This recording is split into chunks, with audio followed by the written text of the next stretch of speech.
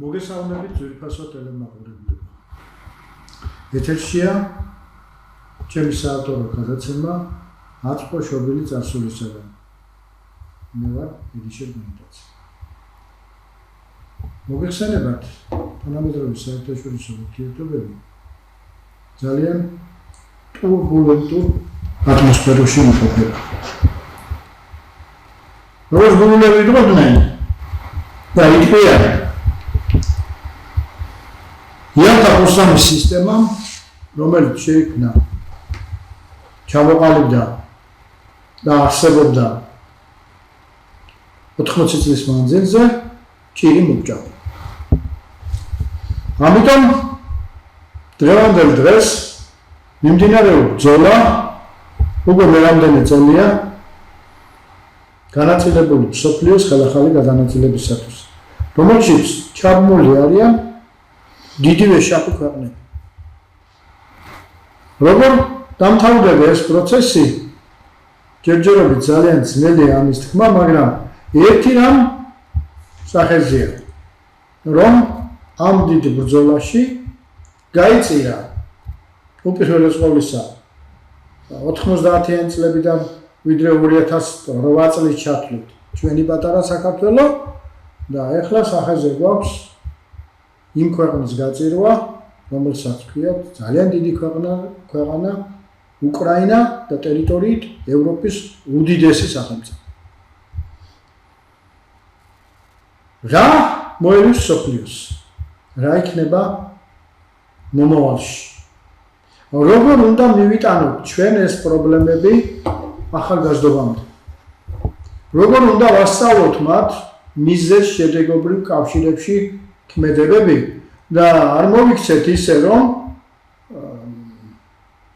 ნანგრევებში, როგორც ერთხელ მოგვივიდა საბჭოთა კავშირის გრევის დროს, თავი შევყოთ და ქვეყანა საბოლოოდ არავგვად პირისაგან მიწის. სწორედ ამ საკითხებთან დაკავშირებით ჩვენ დღევანდელ გადაცემაში მოვიწვიეთ საერთაშორისო ურთიერთობების სპეციალისტი, ახალგაზრდა ნიჭიერი პიროვნება, საქართველოს ტექნიკური უნივერსიტეტის პროფესორი ბატონი ვალერი მოდებაძე, რომელიც არაერთი წიგნის ავტორია, რომელსაც თუ ადევნებთ ჩემს გადაცემებს ყურადღებას გეცოდინებათ, დამთავრებული აქვს ესპანეთში, ინგლისში სწავლობდა და ფართო განათლებისა და დიაპაზონის სპეციალისტია საერთაშორისო ურთიერთობების მიმართულებით. სრული პასუხისმგებლობით ლაბორატორი არ არის ის პიროვნება, რომელიც იბრძოლებს სხვა რაიმეებს. არა, ნამდვილად საერთაშორისო ურთიერთობების ძალიან კარგი სპეციალისტია, კიდევ ერთხელ მეორედ ახალგაზრდა კაცია და მინდა მოусმინოთ მის მოსაზრებებს. და რა თქმა უნდა, ეს ჩვენი გადაცემა დაიდება როგორც YouTube-ზე, ისე ქართული TV-ს Facebook გვერდზე და შეგიძლიათ გამოხმაურებები მოახდინოთ ბატონი ვალერისა და ჩემი საუბრების მიმართ.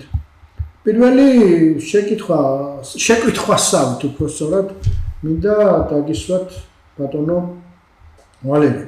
როგორ შეაფასებდით დღევანდელ მსოფლიოში მიმდინარე პოლიტიკურ პროცესებს, იმ გადანაწილების ამბებს, რომელსაც მე ახლა მაყურებელს მოკლედ ვუთხარი და რაშია საქმე, რამ გამოიწვია ეს პროცესები, როგორ მიმდინარეობს და ჩვენი საუბრის მსვლელობის პროცესში ალბათ წამოიჭრება კიდევ ისეთი საჭიროა საკითხები, რომელზეც ორივეს გვექნება საუბარი. გისმენთ. პირველ რიგში მადლობა მინდა გადაგიხადოთ, რომ მომიწვიეთ თქვენ გადაცემაში, ჩემთვის დიდი პატივია ამ გადაცემაში მონაწილეობის მიღება. რაც შეეხება მსოფლიოში განვითარებულ მოვლენებს, ჩვენ თვალს ვადევნებთ იმას, თუ როგორ იცვლება საერთაშორისო სისტემა, როგორ ხდება თანდათანობით მულტიპოლარული.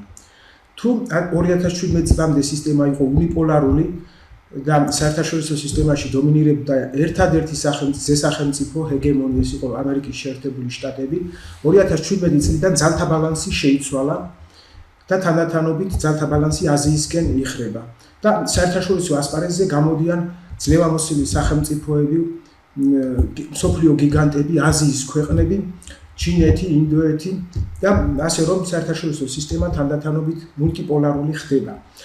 ახლა ის თუ რა ხდება დღეს ეს რომ კარგად გავიგოთ, ამიტომ საჭიროა ავწეროთ თუ როგორ არის მოწყობილი საერთაშორისო სისტემა და როგორ იცვლება ძალთა ბალანსი საერთაშორისო სისტემაში. რა იწვევს ცვლილებებს საერთოდ საერთაშორისო სისტემაში.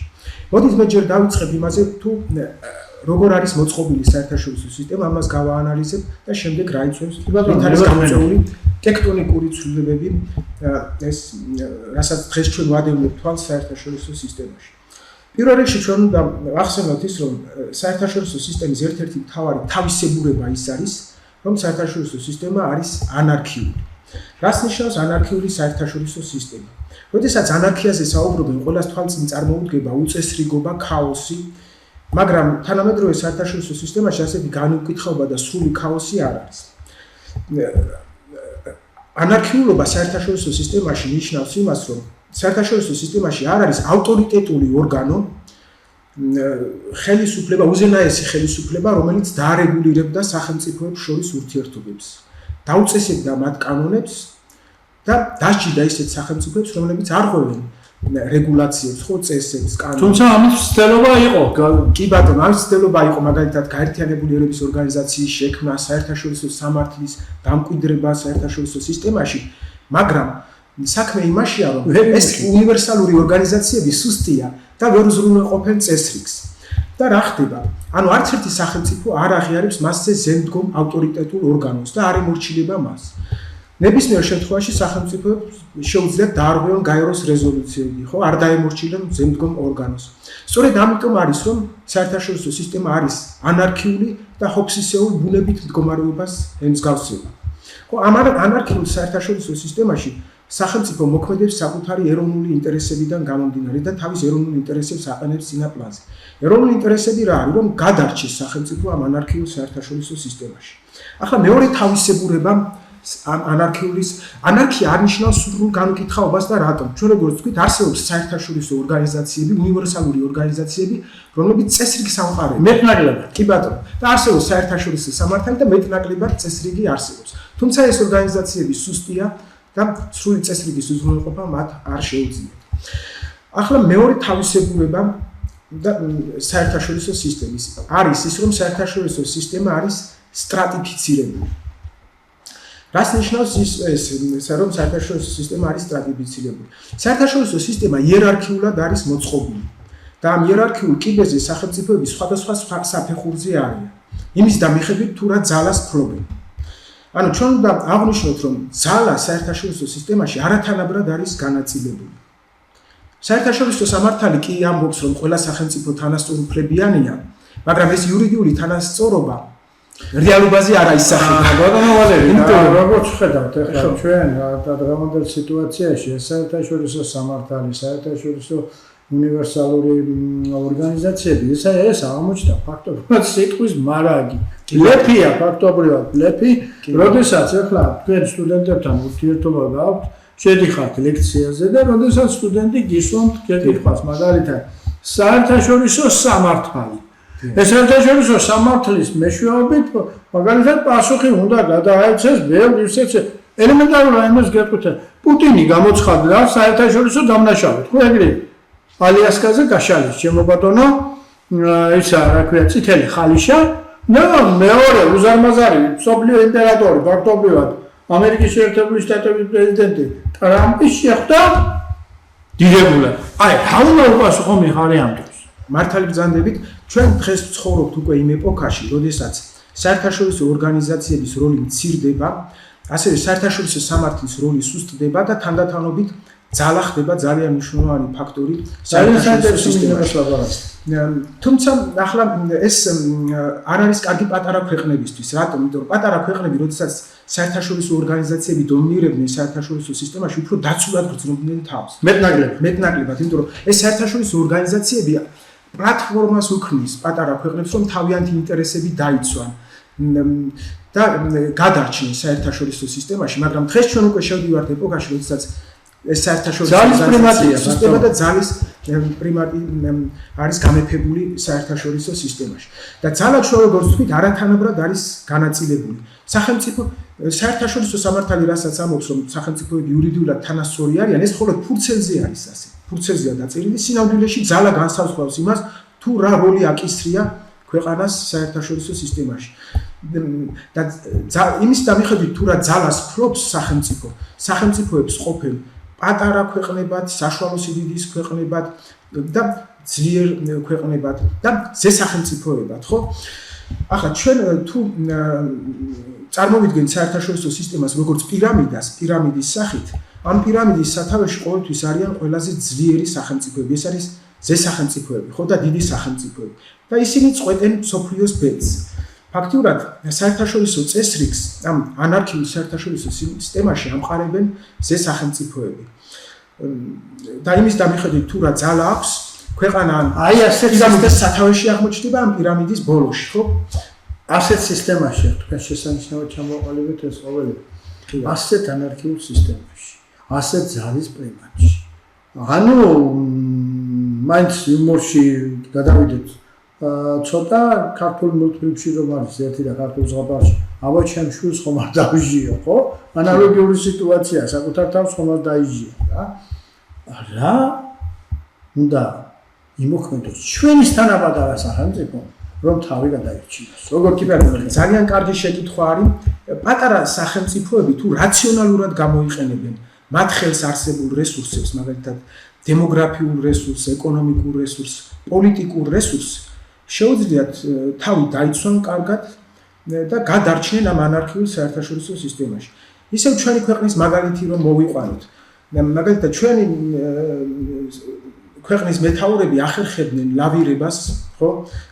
და გადარჩენას ამ ანარქიულ ახერხებენ აიხლას დღესაც. კი ბატონო.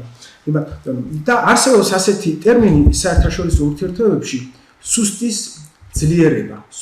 ძლიერებაზე ამახვილებენ ყურადღებას. რას ნიშნავს ეს?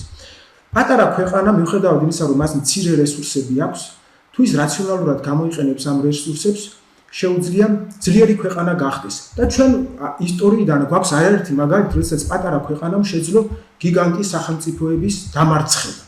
მე შემიძლია მოვიყვანოთ ცნობილი ალბანელი მხედართმთავარი სკანდერბერგი, რომელმაც 100,000-იანი ოსმალეთის არმია დაამარცხა 5,000 ჯარით, ხო?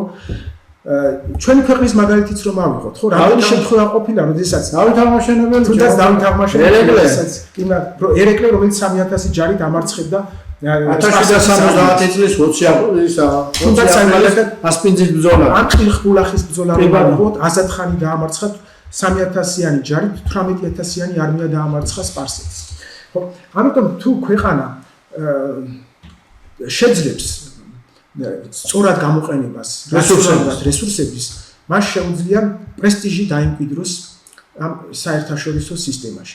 პრესტიჟი ასოცირდება არა მარტო იმასთან, თუ რა ძალას ფლობს სახელმწიფო, არამედ რამდენად რაციონალურად იყენებს სახელმწიფო ამ ძალას. ხო? რამდენად შეძლებს ის გამარჯვებების მოპოვებას საერთაშორისო ასპარეზზე. ახლა უმთავრესი ალბათ ბატონო ვალერი ჩვენ შემთხვევისათვის და დაწინებული ასე მხედველობაში გაქვს ჩვენთან დიპლომატიური რესურსი. კი ბატონო, და პოლიტიკურ დიპლომატიური რესურსი. კი ბატონო. აუცილებელია დიპლომატიური რესურსის სწორად გამოყენება და ასევე პატარა ქვეყნებს კიდევ ერთი რესურსი, რომელიც პატარა ქვეყნებს აქვთ, რომ გადარჩნენ ამ ანარქიულ საერთაშორისო სისტემაში. ჩვენ შეგვიძლია ეს საერთაშორისო სისტემა უკიდეგანო ოკეანეში ვადაროთ, სადაც ზვიგენები არიან უზარმაზარი თევზები და პატარა ქვეყნებს შთანთქავენ, ხო, ჭამენ. როგორ შეუძლიათ რომ პატარა ქვეყნებს გადარჩნენ აკაი შეგერება ამ უკიდეგანო ოკეანეში, სადაც სრული ქაოსი და ანარქია გამეფებული. ალიანსების შექმნით. პატარა ქვეყნები ხშირად ქმნიან ალიანსებს, რომ არ დაუშვან ჰეგემონის ზესახელმწიფოს გაბატონება თემ მსოფლიოში. მაგალითად, ასე წარმოიშვა ძალთა წონასწორობის სისტემა, ხო, მე-19 საუკუნეში, მე-18-19 საუკუნეში ევროპაში და ძალთა წონასწორობის სისტემამ ევროპას მშვიდობა მოუტანა. ერთი საუკუნე ევროპაში ომები არ ყოფილა. რატომ?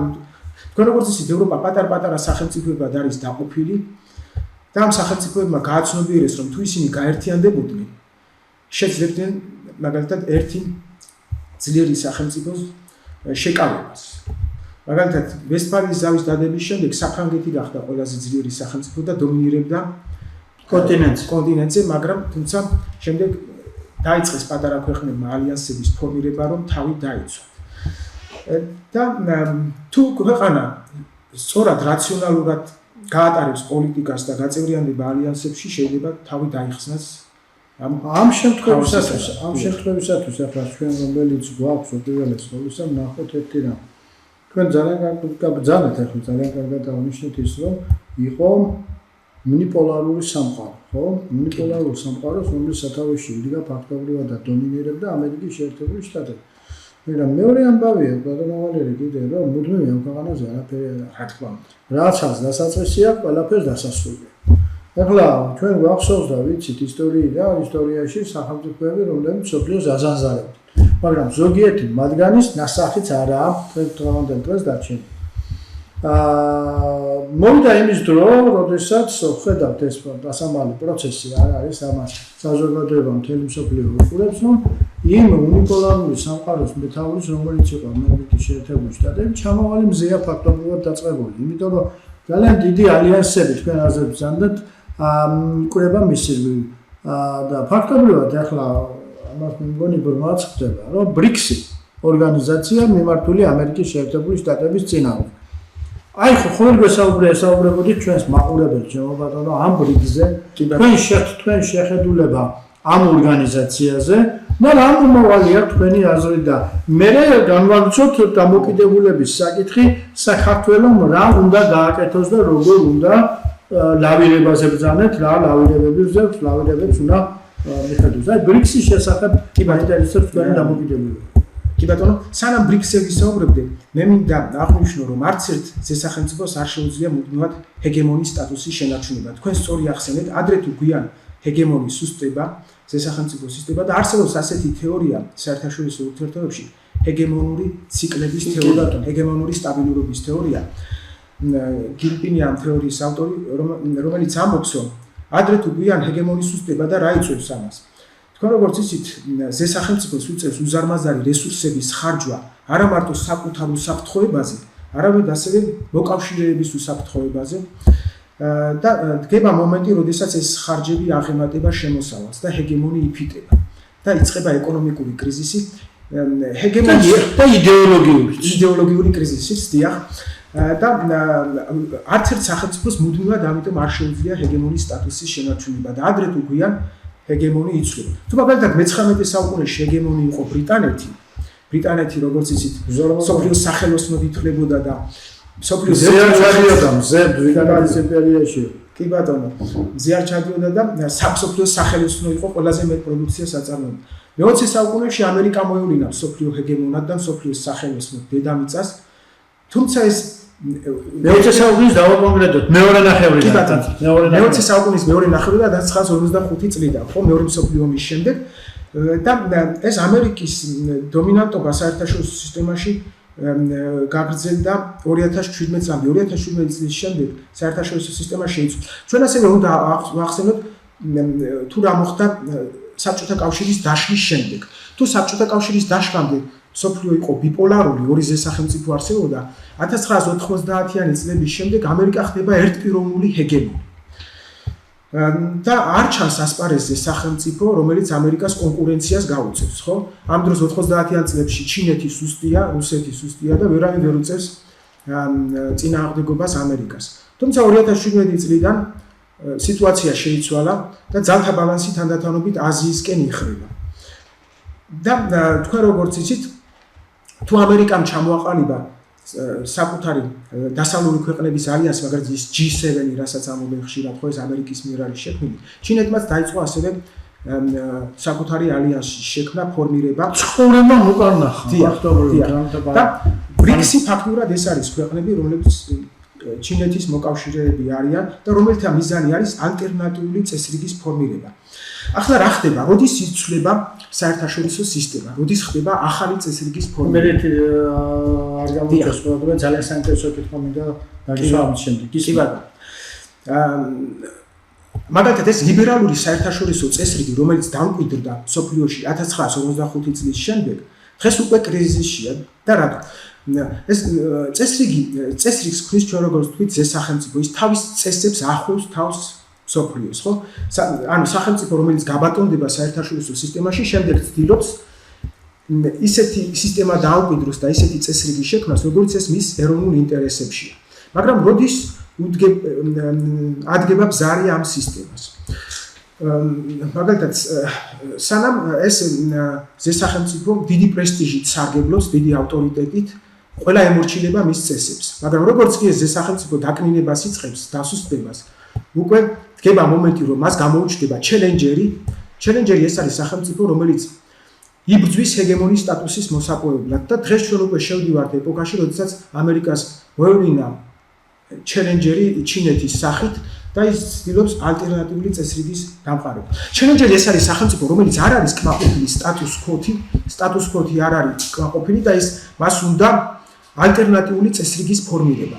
მაგალითად, ბრიქსის ქვეყნების მიზანია, რომ ჩამოაყალიბონ მულტიპოლარული საერთაშორისო წესრიგი, ისინი მათ არ სურთ, რომ ერთი სახელმწიფო იყოს ჰეგემონი მსოფლიოში, მაგალითად, ამერიკის მიზანი რა იყო? ამერიკის მიზანი იყო, რომ რადაც არ უნდა დასჯდომოდა, მას ჰეგემონის სტატუსი შეენარჩუნებინა. ვოლფოვიცის დოქტრინა. ვოლფოვიცის დოქტრინაზეა დაფუძნებული ამერიკის საგარეო პოლიტიკა და მიზანი არის, რადაც არ უნდა დაუშვას ამერიკა, შეენარჩუნოს ეს ჰეგემონის სტატუსი, მაგრამ ამერიკას გამოუჩნდა ჩელენჯერი აზიური ქვეყნების სახით, რომელმაც შექმნეს ბრიქსი და ბრიქსის ქვეყნებში არიან გაწევრიანებული ქვეყნები, რომელთაც უნდათ ალტერნატიული საერთაშორისო წესრიგის ფორმირება. როგორ ფიქრობთ ახლა თქვენ ეს პოლიტიკური საკითხზე ვარ ჩვენ ძირითადად ყურადღება გამახვილებული. რა თქმა უნდა, მე ხედავ ამაში ეკონომიკური განვითარებას უპირველეს ყოვლისა. რატომ ეკონომიკურმა განვითარებამ თქვენ რომელ ქვეყნებზეც ყურადღება მიაქცია აზიის ქვეყნებზე, მოითხოვა ის პროცესი, რომელიც დღევანდელ დღეს პოლიტიკაში ასვა. შანხაის თანამშრომლობის ორგანიზაცია მეტი ადრე შეიქმნა და ეს შანხაის თანამშრომლობის ორგანიზაცია შოს როგორც უწოდებენ ჩემო მეგობარო პირველად ყოვლისა მიმართული იყო და დღესაც მიმართული არის კიდევ მეორე ამერიკის დომინანტობის წინააღმდეგ. ეჩვეულებრივი ამბავია და ასე განვითარება. როგორ ფიქრობთ ახლა ბრიქსზე, როდესაც გვაქვს ჩვენ ყურადღება გამახვილებული? დოლარი არის დღევანდელ დღეს დომინანტი, ხო? კი ბატონო. ბრიქსის ქვეყნები მიიღებენ, როგორ ფიქრობთ, საკუთარ ვალუტას, რომელიც იქნება ალბათ მომაკვდინებელი დარტყმა უკვე ამერიკის შეერთებული შტატებისა. როგორ ფიქრობთ და როგორ წარმოვიდგენთ? დაიწყეს ამაზე მუშაობა, ამაზე მუშაობენ და ერთადერთი რაც ამერიკის ჰეგემონობას უზრუნველყოფს საერთაშორისო სისტემაში არის ის, რომ დოლარი არის მსოფლიო ვალუტა. მაგრამ ბრიქსის ქვეყნებს აქვს ცდილობა, რომ დაიწყონ დედოლარიზაციის პროცესი, ხო? ჩამოაყალიბეს ალტერნატიული ბანკი, ხო, მსოფლიოს ბანკის მსგავსი ბრიქსმა შექმნა თავისი განვითარების ბანკი, ხო? და აქვს ცდილობა, რომ შექმნა მსოფლიო ვალუტა, რომელიც ჩაანაცვლებს დოლარს. ახლა რაც შეეხება ამ პეტროდოლარების სისტემას, რომელიც დამკვიდრდა მსოფლიოში 1970-იანი წლებიდან მოყოლებული ნიქსონის ადმინისტრაციამ დაამკვიდრა ეს პეტროდოლარების სისტემა. მოდით მაშინვე განმარტავ თუ რას აუცილებელია დოლარების სისტემა. განსაკუთრებით ეს ჩვენმა მომავალმა თაობამ უნდა იცოდეს და ბატონო ვალერი, როგორ ფიქრობთ? აი თქვენ რასაც ლაპარაკობთ, ახლა ამის მიტანა უპირველეს ყოვლისა საჭირო არის მომავალ ახალგაზრდობამდე, იმიტომ რომ ეს არის უპირველესი ამოცანა დღევანდელ დღეს. როგორც ისიც 70-იანი წლებამდე დოლარი იყო მიბმული ოქროზე, ხო? 1 უნცია ოქრო ხილდა $35. მაგრამ შემდეგ აღმოჩნდა, რომ ამერიკას არ აქვს იმდენი ოქრო, რომ უზრუნველყოს დოლარის სტაბილურობა და ამიტომ ამერიკის ხელმძღვანელობამ დაიწყო ფიქრი იმის შესახებ, თუ როგორ გადაერჩინა დოლარი. იმიტომ რომ დოლარი ხმა კრიზისში იყო 70-იან წლებში, ამდენი ოქრო საიდან უნდა ქონდოდა ამერიკას.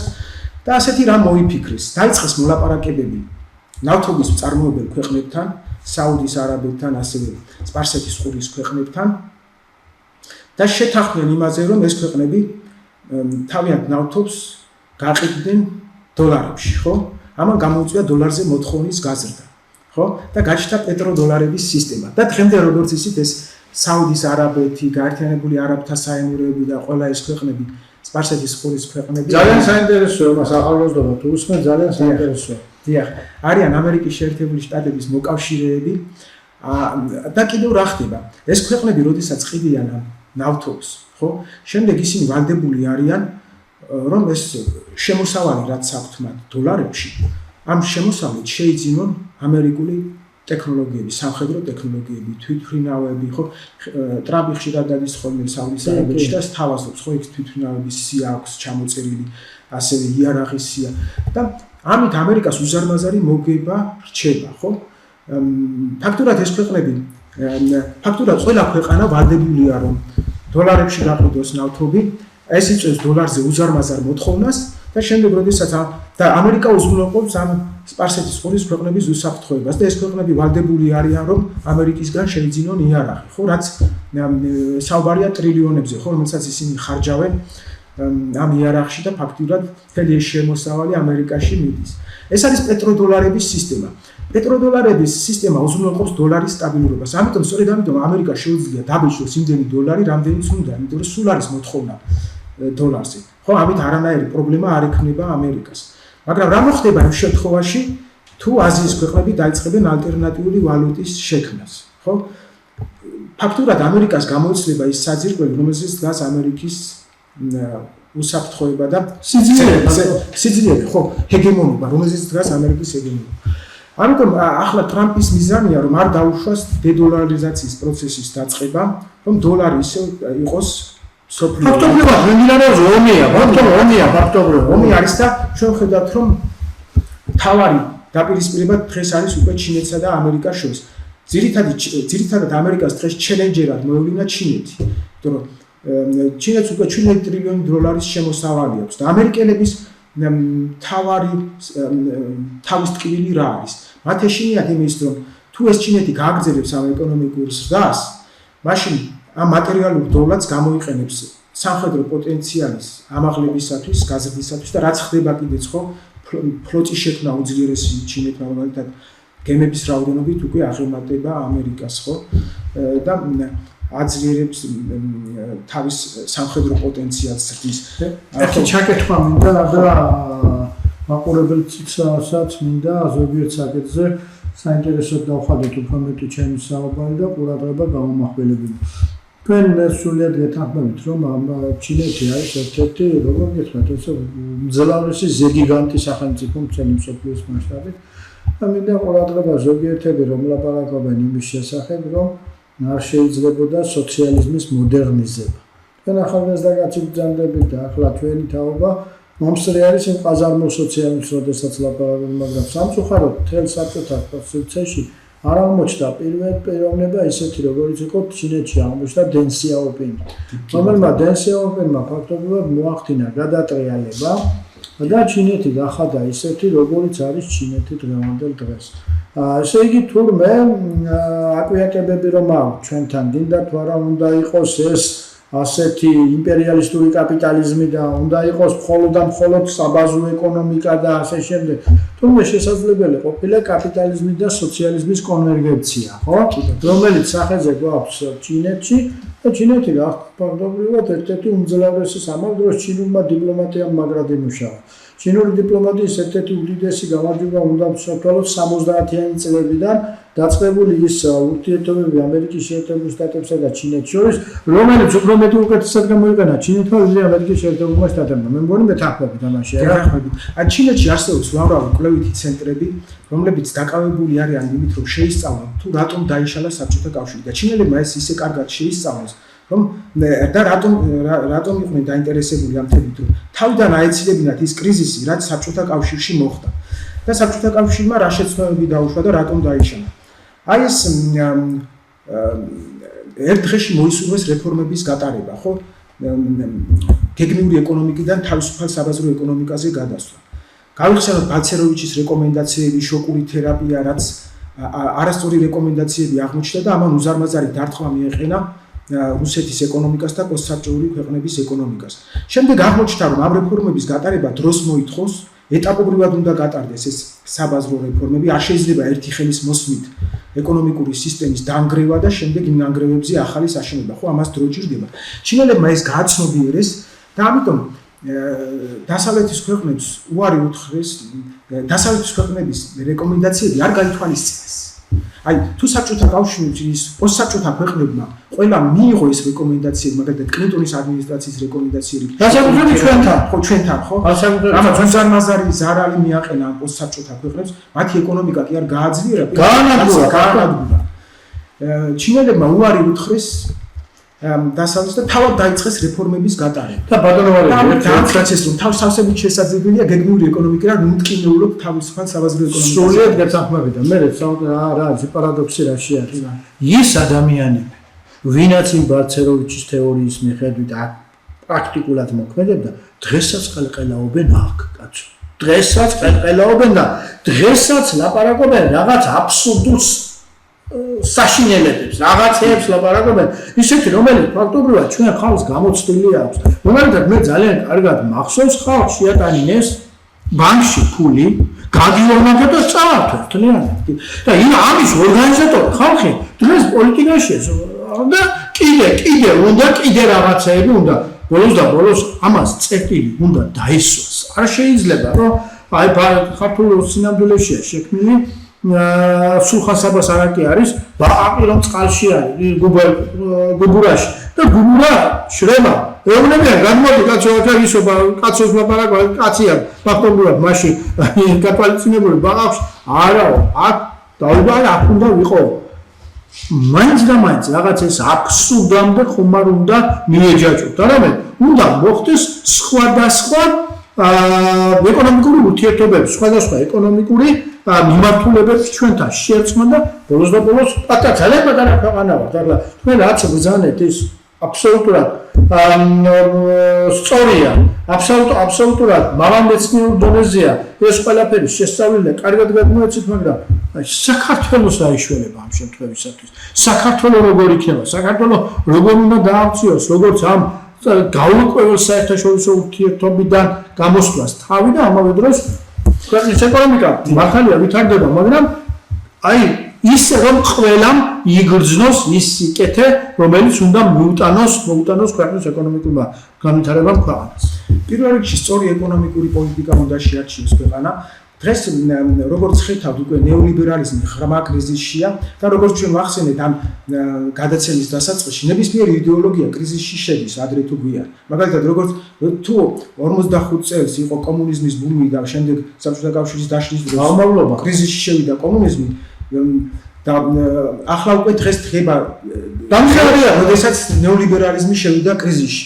და ამ არასწორი ეკონომიკური პოლიტიკის გამო მთელი მსოფლიო ღრმა კრიზისშია. ხო და შესაბამისად აუცილებელია ალტერნატიული ეკონომიკური კურსის შემუშავება ეს თავად ამერიკაშიც უპირველეს ეს ახალგაზრდობა უნდა მიხვდეთ, უნდა უთხრათ ეს ახალგაზრდობას უნდა უთხრათ, რომ აი ასეთი სიტუაცია, ასეთი მდგომარეობა, ამიტომ უპირველეს ყოვლისა ვიღაცეების რაღაცა გადმოგდებულებზე კი არ უნდა ვიყოთ, არამედ ჩვენ საკუთარ ყარ ნიადაგზე უნდა ვიდგეთ, ვინაიდან მე მგონი მეთანხმებით პოლიტიკაში არ არსებობს მეგობრობა, ხო? პოლიტიკაში არის მხოლოდ ჩემო თვითონსო ტელემაყურებლებო, არის ინტერესები, როგორც ჩერჩილმა თქვა. მართალი ძანძილი.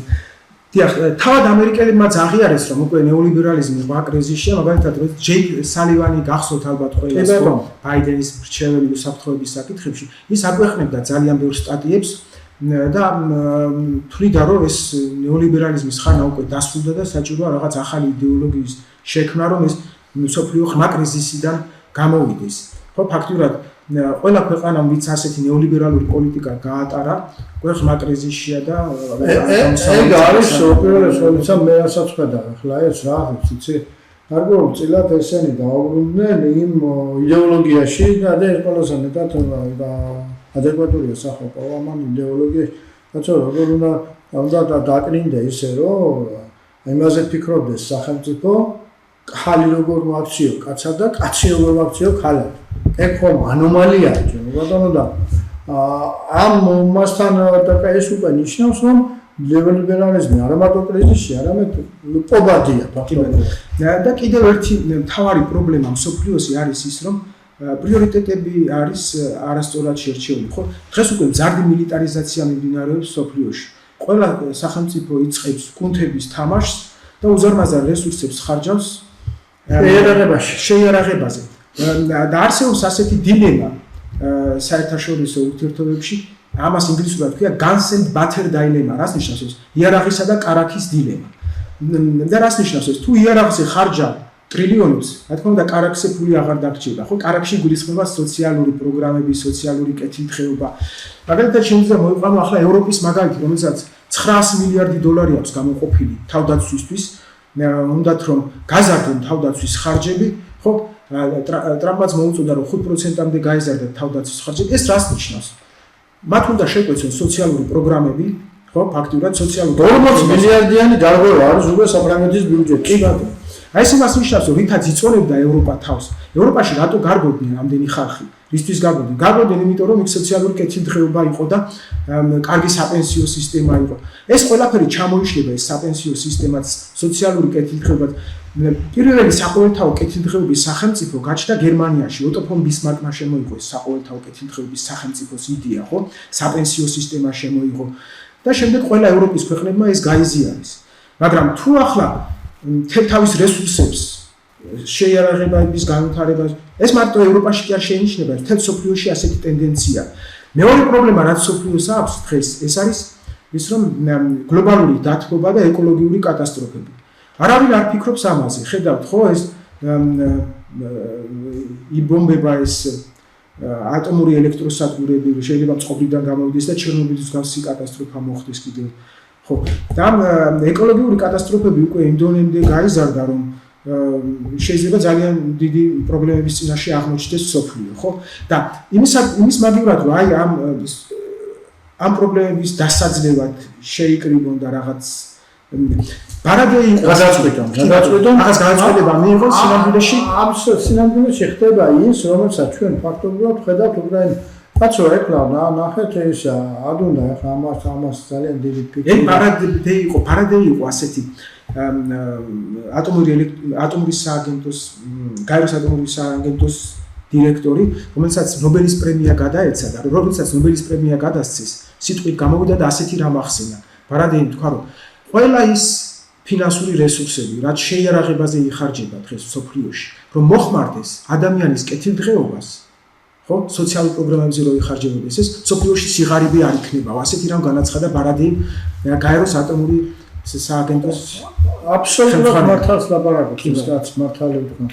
ყველა მდიდარი იქნებოდა. თქვენ ნახეთ ახლა რა ძალების ხელშია მოქცეული ყოველ შემთხვევისათვის ეს შეიარაღება. ახლა კვირა არ გაივლის თითქმის ამერიკის შეერთებულ შტატებზე რომ არ თქვან რომ ვიღაცა შეიჭრა სასკოლო სკოლაში ვიღაცა საბავშვო დაწესებულებაში და ბავშვები დახოცა.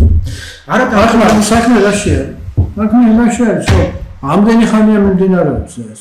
ნუ იარაღის გაყიდვის შესახებ კანონი ვერ მოახერხეს. რატო ვერ მოახერხეს? იმიტომ რომ იმ კონგრესში და იმ სენატში ჩემობადონო იმათ უკან დგას ის ძალები, რომელიც არის რომელსაც ქვია სამხედრო სამრეწველო კომპლექსი. და რომლის შესახებაც თავის დროზე გაგვაფრთხილა ეიზენჰაუერმა, როდესაც მოდიოდა ხელისუფლებაში კენედი, როდესაც 60 წელია, 1960 წელს მაშინ ახსენა პირველად ფრაზა სამხედრო სამრეწველო კომპლექსი და მაშინ იქვე მიუთითა ეს ძალიან საშიში არისო. არ გასულა 2 წელი და კენედი მოკლეს შემოგვიფასო. აი ნახეთ ახლა ჩარლზ კირკის მკვლელობა. მანამდე ორჯერ ტრამპზე სროლა. ეს შემთხვევით არ ხდება შემოგვიფასო. ევროპაშიც ნახეთ ისა სლოვაკეთის პრეზიდენტზე თავდასხმა. ნახეთ ორბანზე და თავდასხმის მსვლელობა და ასე შემდეგ. და უნდა მეტიც მინდა გითხრათ, ნახეთ რა თქვა ისა რუბიომ სახელმწიფო მდივანმა, საგარეო საქმეთა ჩვენო შევძელით და უკრაინის ომი გავხადეთ ამერიკისათვის მომგებიანი. ხო ეგრე თქვა კაცო. და ამის შემდეგ ჩვენს მოსახლეობასაც, ჩვენს ახალგაზრდობასაც, ძველგაზრდობასაც და ყველას უნდა გქონდეს ნამდვილი წარმოდგენა იმის შესახებ ყოველ შემთხვევისათვის მიახლოებული მაინც მე მგონი მეთანხმებით ბატონო ვალერი რა ხდება თანამედროვე მსოფლიოში და რომ ამ პატარა ქვეყანა ჩვენი მთავარი ამოცანა არის ტრობელის საუბრის რომ ჩვენი ხედვა როგორ უნდა გადაიჩინოს თავი რა უნდა გააკეთოს აი ამის შესახებაც მინდა ორიოდი სიტყვით უთხრათ მაყურებელს თქვენი მოსაზრება. ეს ისეთი პატარა ქვეყანა, როგორიც საქართველოა, რომ გადარჩეს, აუცილებელია რომ რაღაც ფუნქცია შეიძინოს, ხო? ეს შეიძლება იყოს სატრანზიტო ფუნქცია. საქართველოს აქვს ძალიან კარგი გეოპოლიტიკური მდებარეობა, რომ ჰაბი იყოს, ენერგეტიკული ჰაბი. და ეხლა ამბავი შანსი არის. დიახ, და ეს უნდა გამოიყენოს სწორად. მაგრამ ამისათვის საჭიროა ინფრასტრუქტურის განვითარება, მოდერნიზება. გარდა იმისა, რომ ენერგეტიკული ჰაბი იყოს საქართველოს, უნდა იზრუნოს ასევე ეროვნული ეკონომიკის აღორძინებაზე. ხო?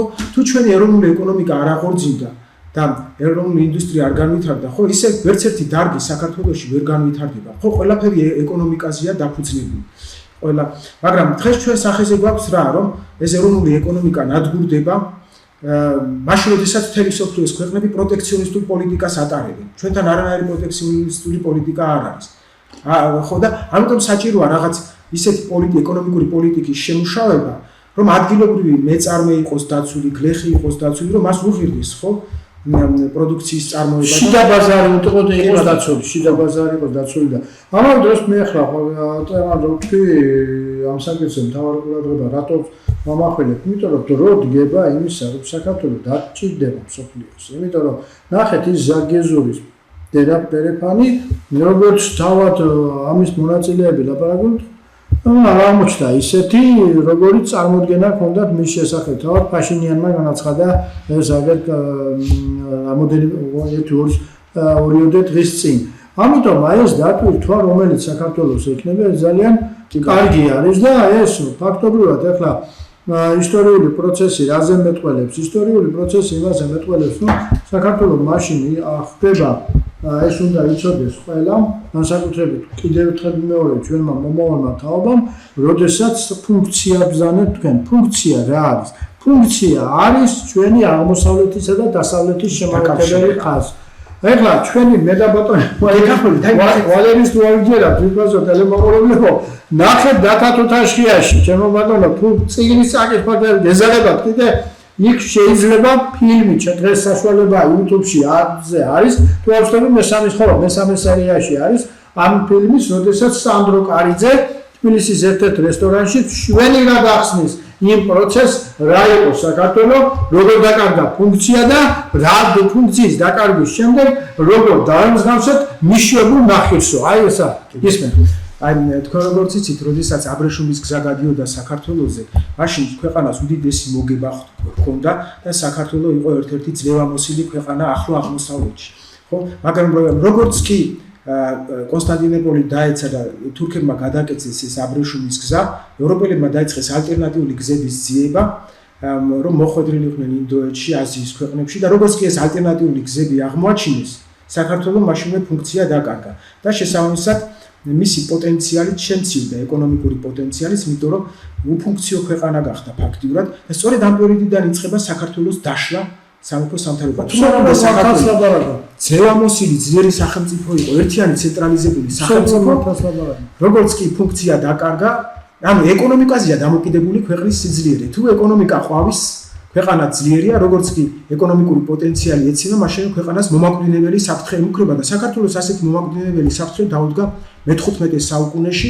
სწორედ მე-15 საუკუნეში აღმოაჩინა ქრისტეფორე კოლუმბმა ამერიკა და შემდეგ ახალი ივანე ჯავახიშვილი წერს. ივანე ჯავახიშვილი ჩვენი დიდი ისტორიკოსი, მსოფლიო დონის ისტორიკოსი, იშვიათად მებულება ისტორიკოსები მაგდონის ისტორიკოს მსოფლიოში. წერს მაშინ, როდესაც საქართველოს ერთმანეთთან ბრძოლაში იყო გადაკიდებულიო, ამ დროს 1492 წელს სოფლიო აღმოაჩინა ამერიკის შეერთებული ამერიკაო და იქეთ წავიდა მისი ინტერესები. რაზე მინდა ახლა ყურადღება მომახვილო? ერთხელ ეძლევა შანსი საუკუნეების განმავლობაში. აგერ გავიდა უკვე 500 წელი და ესეთი შანსი არ ქონია, როგორც დღეს გვაქვს. კი ბატონო. ამ შანსი იძლევა რა? მარტო შენი მონდომება აიძლევა ამ შანსს. ამ შანსს იძლევა გეოპოლიტიკური მდგომარეობა. როგორ ხდება გეოპოლიტიკური სიტუაციების ცვლილება?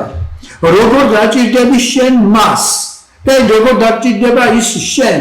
და აქ უნდა იყოს ჭკუა გონება იმისა, რომ ეს გამოყენებადი გახდეს. ახლა ის რაღაც სოფლიოში ხდება ახლა რომ ის ზანგეზურის კორიდორი ფაქტიურად ჩაიშალა ეს პროექტი, ეს შეიძლება ჩვენ საჩვენოდ გამოიყენოს ჩვენ მაგას გამოიყენოს. იმიტომ რომ ერთადერთი გამტარი ქვეყანა არის საქართველოს, სატრანზიტო ფუნქცია გააჩნია საქართველოს და მთელი შუა აზია და ეს კავკასიის ქვეყნები საქართველოსია მიბმული. და თუ საქართველოს მაგალითად თავის ინფრასტრუქტურას განავითარებს, სატრანსპორტო ინფრასტრუქტურას, აქ აშენდება გზები, ხიდები, რაც საჭიროა პორტები, ხო, რომ და გამტარუნარიანობა უნდა გაზარდოს, ხო, საქართველოს თავისი. შეიძლება ეს მომენტი, რაც ახლა ხდება, რომ ეს ზანგეზურის კორიდორი არ გაიჭრა, საჩვენოდ გამოვიყენოთ და გავზარდოთ საქართველოს. ამაში მე ეწვიათ მეპარება, მაგრამ ამ შემთხვევისათვის რა არის უპირველეს ყოვლისა საჭირო? საჭირო არის სიმშვიდე. საჭირო არის ის, რომ ჩვენ ბოლოს და ბოლოს მიხვდეთ ერთ რაიმეს. ეს მიხვედრა არის და ხალხი უკვე მიხვედ იცის ეს, რომ მშვიდობა და კიდევ მშვიდობა. ეხლა სხვისი ომი ჩვენი ომი არა. დიდი კონსტანტინე გამსახურდია ჩემო ბატონო ვალერი ასე ეთქოდა სხვის ომში მებრძოლი შლეგი მგონია მეო. და კონსტანტინეს მე მგონი აი დაეჯერება და ამას ერთად მიყოლებული კაცო ერთი უწყინვალესი ფილმი გვაქვს როგორც არის შერეგილები. და ისა მარგარიტას უეუბნება ჩემო ბატონო ხუთა უფროსი არცემს არავის ხუთას და ის კი ეუბნება მრეკე თავში ქალბატონო მარგარიტა მრეკეო ასე ნუ გავყავთ თავს. იმიტომ რომ შანსია დამდგარი. ძალიან დიდი მომენტია იმისა, რომ ამ ქვეყანამ ნახოს მშვიდობა, ამ ქვეყანამ ნახოს მოსვენება და ჩვენ შევძლოთ გაბრწყინება და იმ ძინე სიტუაციიდან გამოსვლა, რომელშიც ვიმყოფებით. გეთანხმებით. დღეს სოფლიოში ამდენი ომები რატომ ხდება და რატომ არის რომ ყველგან კონფლიქტებია გავრცელებული? თქვენ მართალი ბრძანეთ, სამხედრო ინდუსტრიული კომპლექსი დაინტერესებულია ამით, რომ ყველგან კონფლიქტები იყოს. ეს უზარმაზარი ბიზნესია, ხო? იარაღის წარმოება, მაგრამ ჯანმრთელობის პრობლემა ახლა არ გავხსნით, უამრავი რაღაცეები რა. El País არის ასეთი ესპანური გაზეთი, სადაც გამოქვეყნდა ასეთი სტატია, 20 წლის წინანდელი სტატიაზე ვამბობ, 25 წლის წინანდელი, სადაც აღწერილი იყო თუ რატომ იწყება ომები მსოფლიოში, რით არის გამოწვეული ამდენი ომები. და ამ სტატიის ავტორი ამბობდა იმას, რომ ხშირად ომებს ხელოვნურად ქმნიან ეს სამხედრო ინდუსტრიული კომპლექსის ლიდერები, რომ დიდი მოგება ნახო, ხო? რა თქმა უნდა ისინი ამდენი იარაღს უაწარმოებენ ტრილიონობით დოლარის იარაღს. ამას გასაღება ჭირდება, ხო? როგორ გასაღდება თუ იქნება მუდმივად ომები. ამიტომ ჩვენ არ უნდა აღმოჩნდეთ ამ ომებში ჩაბმული, რომელსაც ხშირად ხელოვნურად ქმნიან, სრულიად ხელოვნურად შეიძლება შექმნან საომარი სიტუაცია და პროვოკაციაზე წამოაგონ ქვეყანა და ესე თანაც ბატონო ვალერი ჩვენმა ყველაზე მეტება დიდმა წინაპარმა ქართველთა შორის უპირველესმა ქართველმა კი რა კაცობრიობის ის ისტორიაში ყველაზე დიდმა მოაზროვნემ ასე გითხრა სადაც არაჯობს გაცლასჯობს კარგისა მამაცისასა. ასე რომ ჩვენო ძვირფასო ტელემოყურებლებო თვალს სადახელშვა გაიარა იმ ჩვენთვის გამოყოფილმა დრომ რომელიც გავანდელ გადაცემისათვის გვაქვს. ძალიან საინტერესო იყო ბატონო ვალერი თქვენი მოსაზრებები, თქვენი მსჯელობები, თქვენი ანალიზი მიმდინარე საერთაშორისო სისტემების, ჩამოყალიბების, განვითარების, არსებობის შესახებ. იმედია მომავალშიც არ დავზარდებით, მოგზანდებით და თქვენი მოსაზრებებს გაუზიარებთ ჩვენს მაყურებელს და განსაკუთრებით კიდევ ერთხელ ვიმეორებ ჩვენი გადაცემა ძირითადად ახალგაზრდებს ეძღვნება და ახალგაზრდობას. მე კი ჩემი მხრივ დავზენდი რომ ეთერში იყო გადაცემა 10 შობელი წასულისაგან, მე ვარ მისი წამყვანი ვედიშე კვინეტაძე და ჩვენი გადაცემა ეთერში გავა ორშაბათს 22 საათს. მადლობთ ყურადღებისათვის, მომავალ შეხვედრამდე.